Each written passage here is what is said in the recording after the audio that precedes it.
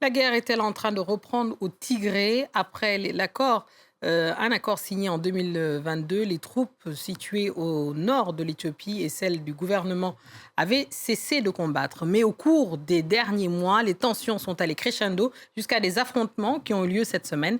Les précisions de notre correspondant régional, Bastien Renouille.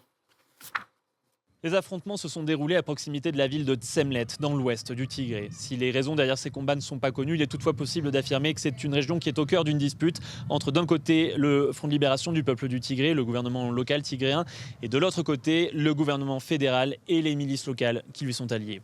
Et récemment, les tensions étaient extrêmement fortes entre le gouvernement fédéral et le gouvernement local. Le gouvernement fédéral accusant le Front de libération du peuple du Tigré de s'être allié au gouvernement érythréen, et ce, afin d'attaquer prochainement le territoire éthiopien. Ces nouveaux combats sont extrêmement inquiétants. Entre 2020 et 2022, une guerre entre le Front de libération du peuple du Tigré et le gouvernement fédéral avait fait plus de 600 000 morts selon l'Union africaine. Alors en Éthiopie, tout le monde s'inquiète de voir un nouveau conflit embraser cette région.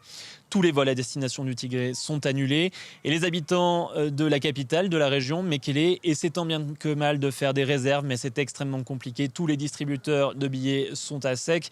Il n'y a plus d'argent liquide disponible dans la ville. L'Union africaine, elle aussi, est particulièrement inquiète. Le président de la Commission de l'Union africaine a proposé l'intervention d'ailleurs de l'Union africaine afin de faciliter un dialogue entre les parties prenantes, et ce, afin de préserver cette paix si fragile qui régnait jusqu'à présent dans la région du Tigré.